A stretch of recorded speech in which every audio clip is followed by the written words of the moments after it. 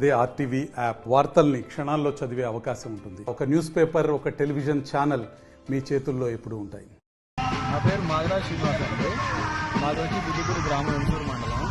మరి కాంగ్రెస్ ప్రభుత్వం గవర్నమెంట్లోకి వచ్చే ముందులో ఎన్నో హామీలు ఇచ్చింది. అందులో భాగంగా రైతు రుణమాఫీ అన్నారు. మరి రైతు రుణమాఫీ ఇంతవరకు ఎటుపోయింది ఎవరికి తెలియదు. మేము బ్యాంకు చుట్టూ తిరుగుతున్నాం. బ్యాంకు వాళ్ళకి మాకు తెలియదు, మాకు సంబంధం లేదన్నారు. మరి కోఆపరేటివ్ బ్యాంక్ వాళ్ళు వచ్చి మీరు ఖచ్చితంగా మీరు రుణం ఇంట్రెస్ట్ కట్టాల్సిందే, లేకపోతే కుదరదు అన్నారు. బలవంతంగా ఊళ్ళో చాలా మంది కట్టించుకున్నారు.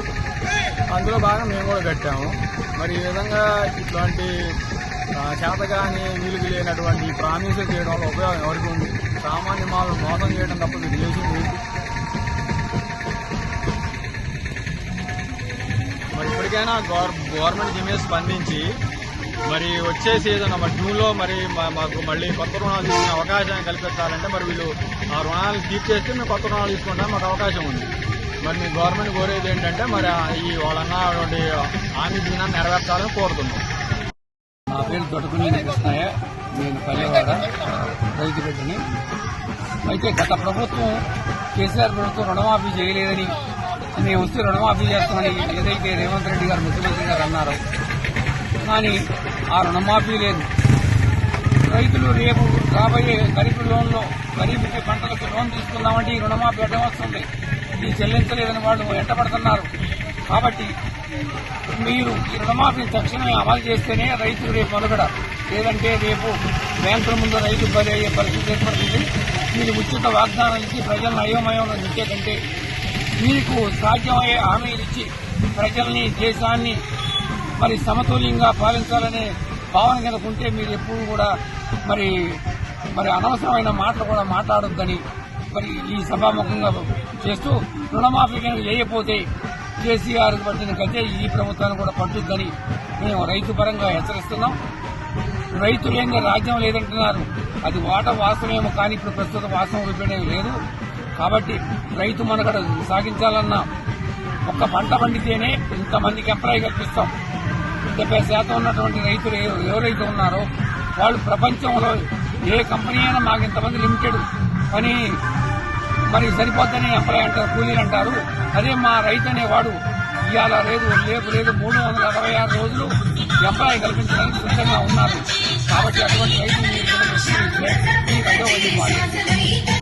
బాలకృష్ణారెడ్డి అన్నారా, మర్లపాడు, ఎంసూరు మండలం, ఖమ్మం జిల్లా.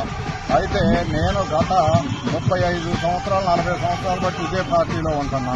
అన్ని పార్టీలు చూసుకునే వస్తున్నా. అయితే టీఆర్ఎస్ ఏం చేసిందంటే మేము రుణాలు మాఫీ చేస్తామన్నారు. కొన్ని చేశారు, కొన్ని చేయలేదు. రేవంత్ రెడ్డి గారు ఏమండో 100 రోజుల లోపటే నేను మాఫీ చేస్తాను, క్యాబ్ లోన్లు రుణాలు మాఫీ చేస్తానన్నారు. ఇప్పటికీ చేయలేదు.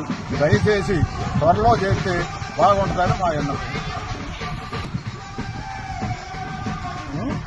అయితే ఇప్పుడు వెమ్మటే మీరు కార్యక్రమాలు చేస్తే జూన్లో మనం ఇది కొత్త పంటలు వేసుకోవడానికి సాయ పంటలు అవుతారని మా కోరిక.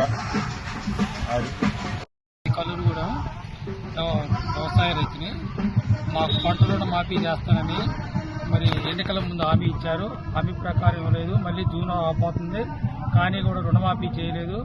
మరి తక్షణం రుణమాఫీ చేయాలని కాంగ్రెస్ గవర్నమెంట్ కోరుకుంటున్నాం. చంద్రమోహన్ రెడ్డి, మాది కల్లూరుగూడెం. కాంగ్రెస్ ప్రభుత్వం అధికారంలో రావడానికి 2 లక్షల రైతులు రుణమాఫీ చేస్తారని చేయలేదు. రైతులకు ఒడ్లకు బోనస్ 500 ఇస్తున్నాను. ఇప్పుడు కాదు, మళ్ళీ వచ్చే సీజన్ అంటుండో. ఇట్లా వచ్చే వచ్చే పార్లమెంట్ ఎన్నికలలో రైతులు మొత్తం కాంగ్రెస్ ప్రభుత్వానికి వ్యతిరేకంగా చేయాలని విజ్ఞప్తి చేస్తున్నాం. ఓట్లు కాంగ్రెస్ రాష్ట్ర ప్రభుత్వం వచ్చే జూన్లో రైతులు కొత్త రుణాలు తీసుకోవాలనుకుంటున్నారు. ఈ రైతులు మొత్తం రైతు రుణమాఫీ చేసి కొత్త రుణాలకి వచ్చేటట్టుగా రాష్ట్ర ప్రభుత్వం చూడాలని కోరుతున్నాం. మరిన్ని వీడియోస్ కోసం ఛానల్ ని సబ్స్క్రైబ్ చేయండి. లేటెస్ట్ అప్డేట్స్ కోసం వాట్సాప్ ఛానల్ ని ఫాలో చేయండి. అండ్ లింక్ డిస్క్రిప్షన్ లో ఉంది.